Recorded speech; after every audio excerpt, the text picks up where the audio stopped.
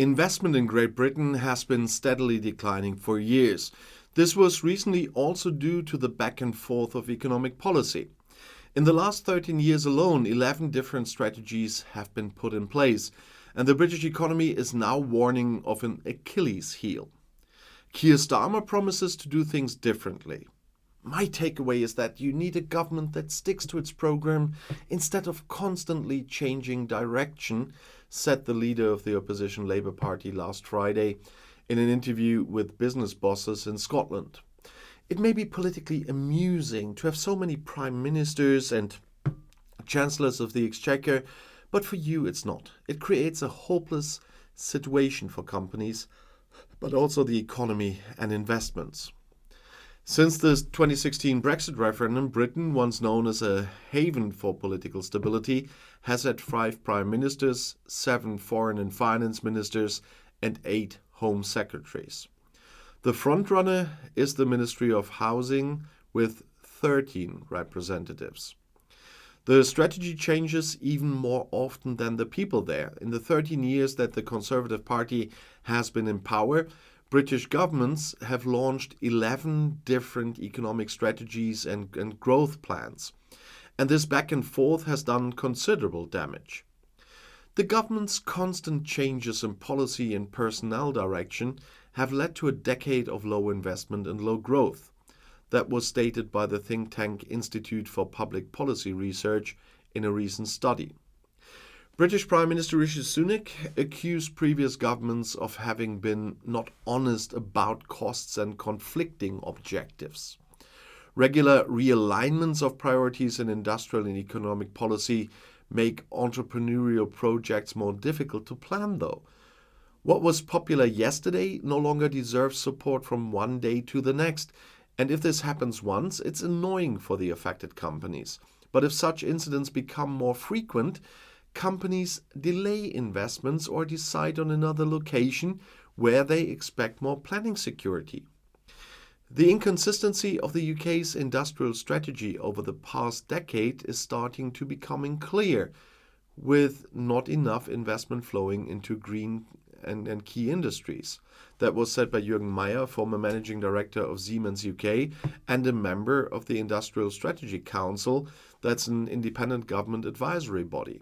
And he said, while the UK has many strengths and invests significantly in research and innovation, the policies that support it are contradictory, but also disjointed and mostly too timid. Business investment as a share of gross domestic product in Great Britain has fallen continuously over the past 30 years from around 13 to 10%. That's the weakest figure among the G7 countries. The country lags behind even more clearly in terms of overall investment, which takes government investments into account, among other things, and the country also regularly occupies one of the bottom places among the 38 OECD members. Despite the regular revisions to the growth plans, the details in Great Britain tended to be fine-tuned. A long-term industrial policy is currently completely missing, and after years of reluctance in some parts of the world, the instrument has recently become significantly more important again. Inflation Reduction Act and Chips and Science Act in the USA or the EU's Green Industrial Plan are the most obvious examples. Industrial strategy is experiencing a resurgence around the world, but in the UK it's still being discussed in a now outdated form. That was said by George Dibb, one of the study's authors. The British government regularly shies away from intervening in the economy and business and consumer behavior, citing the forces of the free market. And there is no such thing as a free market. Governments help shape markets every day. What is crucial is that this happens in a strategic way and that the strategy lasts long enough to influence company decisions. So in other words, even doing nothing has economic consequences.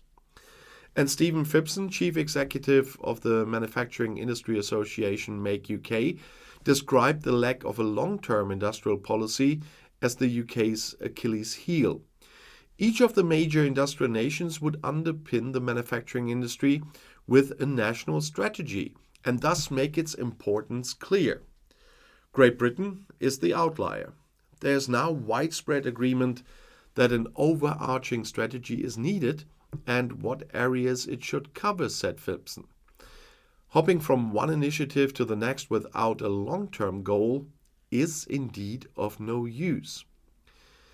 Chancellor of the Exchequer Jeremy Hunt also wanted to present a plan in the budget to promote private investment and thus increase growth.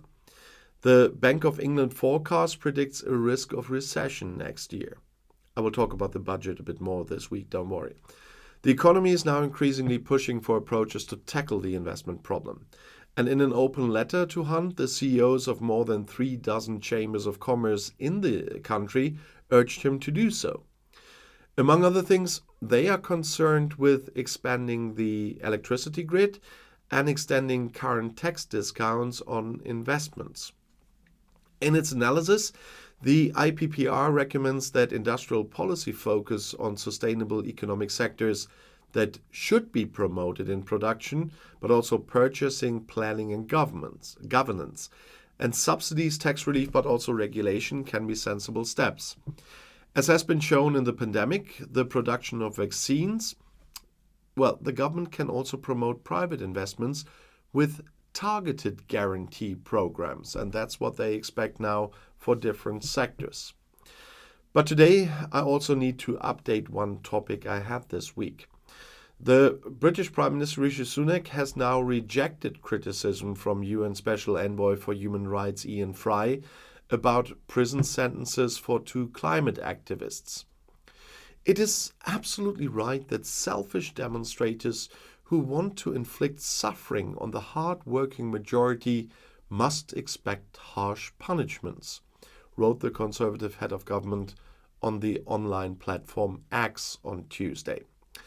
The BBC had previously quoted from a letter from Fry to the British government. In it, he expressed concern about activists' right to freedom of expression and assembly. The 2 men, including a German by the way, blocked an important motorway bridge east of London for around a day, it was a day and a half, in October 22. And they were sentenced to 3 or 2 years in prison with the help of a new strict law with which the government wants to prevent radical forms of protest, especially by climate activists. And if you just heard that, we have a fire brigade here. Critics accuse the government of drastically restricting the right to demonstrate, and the Tories in turn emphasized that they want to protect the law-abiding majority of residents. In his letter, which was dated mid-August but has only now become public, Fry criticized the punishments as being much harsher than in previous cases. The special envoy now told the BBC that he had set a deadline of 60 days for a response, which had passed. And this would reflect a general disregard for human rights concerns by the current government, according to Fry. On the other hand, Sunak emphasized, anyone who breaks the law must feel its full severity. This is what the public expects, and the government has delivered.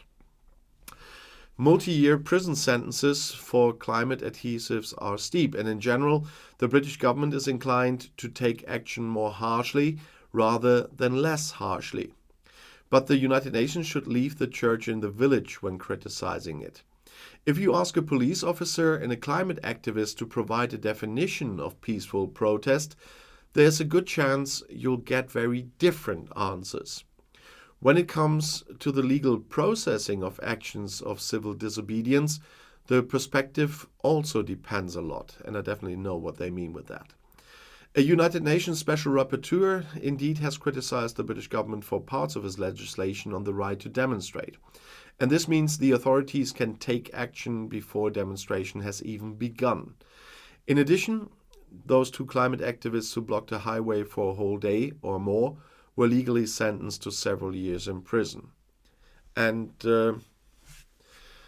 if that's worth of criticizing, one part is prevention becomes obvious at the moment when a demonstration is planned with a firm intention of using violence to help one's own worldview to break through. A traffic blockade, especially when they reach such proportions as in this case, are not just administrative offensive, for which it is sufficient to warn those blocking them like naughty children to behave better and to reinforce this demand with a fine. But if the UN sees the right to demonstrate as a whole at risk in Great Britain, well, we have to think about this. I'm not against the sentences, but there are some other parts of the demonstration stuff. But another topic today is fairness for farmers in the UK. Over 75,000 people have signed a petition urging the country's biggest supermarkets and their suppliers to treat British farmers more fairly. An open letter was sent to the CEOs of Tesco, Sainsbury's, Asda, Morrisons, Aldi and Lidl over 6 weeks ago, warning that the farming industry was on its knees, as they put it. Despite the time that has passed, not one of the supermarket chiefs has acknowledged the hashtag Get Fair About Farming campaign, which was launched by organic farming company Riverford. Campaigners behind it want the UK's largest supermarkets to adopt new principles as a way of spreading fair trade across the industry more widely. With a supporting petition reaching over 75,000 signatures, the general public are still sending a clear message to the country's big six retailers. And the Green Party peer Natalie Bennett, the former leader of the party, has also backed the campaign and has raised it in the House of Lords. And she says, a handful of big supermarkets have a dominant role in British life. Their actions crucial in the cost of living crisis, for food security in an insecure world, and the fate of farmers and the countrywide. With that power comes responsibility to engage with their critics and questioners, not to ignore them. Society has privileged the supermarkets, carries many of the costs their choices impose on it, from waste disposal to congestion, and in return deserves openness and honesty, she says. One of the key asks from the campaign is for the government to amend the so-called Grocery Supply Code of Practice. The amendment would see supermarkets required to buy what they agreed to buy, pay what they agreed to pay, and pay on time without exception. And Guy Singh-Watson, founder of Riverford Organic, said there was a clear message being sent to the Big Six and the government to safeguard the future of British farmers. He said, despite the encouraging public support, the lack of a mere acknowledgement from the Big Six is insulting at a time when British agriculture is on its knees. Our countryside is being desecrated because that's the only way you can produce cheap food, and farmers in my sector are not being paid fairly. With the petition edging closer to 100,000 supporters, the pressure further increases on supermarkets to act now and avoid having their poor practices exposed to the nation in a debate in Parliament. The public could show their support for the campaign by signing the online petition. But in a cost of living crisis, I know who would have to pay if the Big Six agree to it. That's the other problem. But the next topic I have to talk about is about the British-Argentinian relationship again. The British government, through Defense Secretary Grant Shapps, has issued a stern warning to Argentina's new president following his pre-election comments about reclaiming the Falkland Islands, or the Islas Malvinas. According to Express UK, Shapps emphasized the island's unambiguous British status, a stance supported by the overwhelming majority of islanders in a referendum in 2013. In response to these developments, the Royal Navy has announced the return of the patrol ship HMS Forth to the Falkland Islands after a 105-day deployment to Gibraltar. HMS Forth, a River Class II offshore patrol vessel, has been tasked with providing security and support to the island community. Their mission includes visiting settlements, conducting joint exercises with the Royal Air Force and Army, and focusing on general maritime security. The election of Argentina's new right-wing president, Javier Milei, has reignited discussions about the Falkland Islands. Milei, an anarcho-capitalist as he calls himself, has vowed to use diplomatic channels to negotiate the status of the islands, a demand firmly rejected by Britain. The Prime Minister's official spokesman reiterated that the issue of the Falkland Islands had long been resolved and was not up for negotiation. This situation highlights the ongoing sensitivity surrounding the Falkland Islands and the complexity of post-colonial territorial disputes. Britain's deployment of HMS Forth underlines its commitment to defending and supporting its overseas territories in the face of diplomatic challenges. And on the next topic, I'm a bit reminded of the rumors about Boris Johnson and his time in government during the pandemic, only that it hits Sunak now. Let people die. These would have been the words of the then Chancellor of the Exchequer and now Prime Minister of the United Kingdom. You know, Rishi Sunak, and during the most acute phase of the COVID-19 pandemic. This was told to the Parliamentary Commission of Inquiry into the health crisis by Patrick Vallance, then the government's main scientific advisor on the emergency caused by the coronavirus. However, Vallance said he did not hear Sunak say those words in person and testified at the inquest that that's what Dominic Cummings said. Cummings was the main advisor to Boris Johnson, then Prime Minister, and was forced to resign in November 20 after some media revealed that he had breached quarantine measures imposed during the pandemic. Vallance also explained that the Eat Out to Help Out policy promoted by Sunak at the time encouraged the spread of COVID and was in stark contrast to public health messaging. The former scientific advisor said he was not consulted on the policy and was very clear that supporting this approach would spread the virus.